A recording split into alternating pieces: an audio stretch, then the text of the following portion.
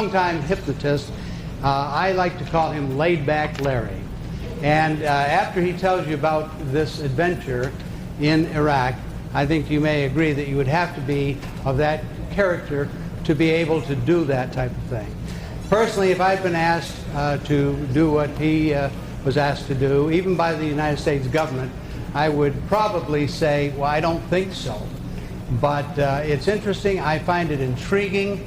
We're going to continue the series in the hypnogram. Larry's here to tell you in person about nights, hypnotic nights in Baghdad. Larry Garrett, please. Thank you, Dwight. Thank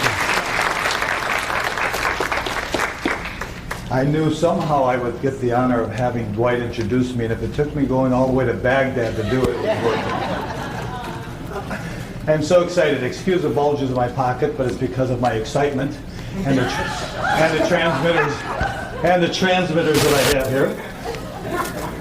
How do you start such a topic?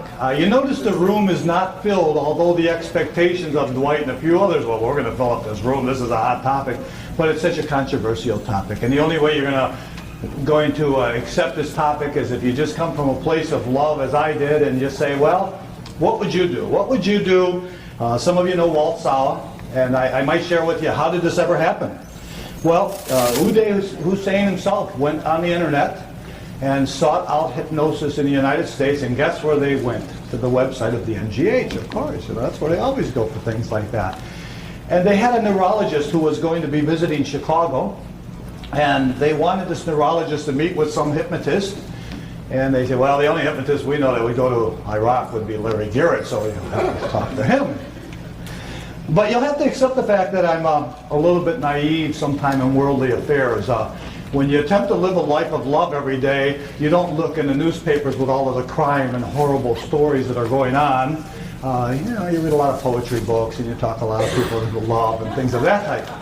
So when Walt Sawa called me up and he said, there's this neurologist from Iraq and he wants somebody to come to Iraq to hypnotize a businessman there. Would you be interested? Well, send him over. Let me talk to him. I thought maybe I get a free trip to Iraq. It would be not the worst thing in the world.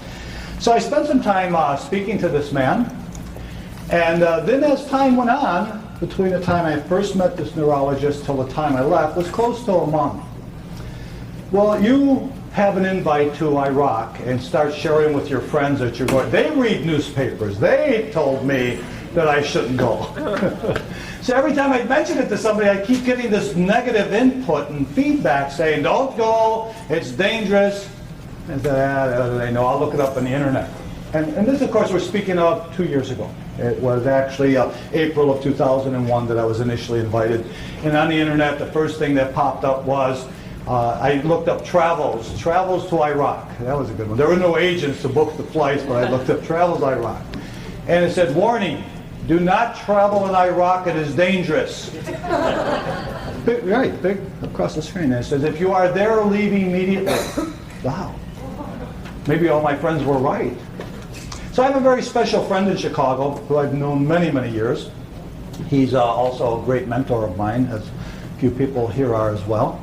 And he's a naval intelligence officer. So I asked him, I said, what should I do? He said, let me find out. So he came back to me a few days later and he said, it's all taken care of. You're going to meet with some of our government people when you come back, but it's very safe to go. Now, how does he know that? How does he know it's safe when the internet and all my friends tell me it's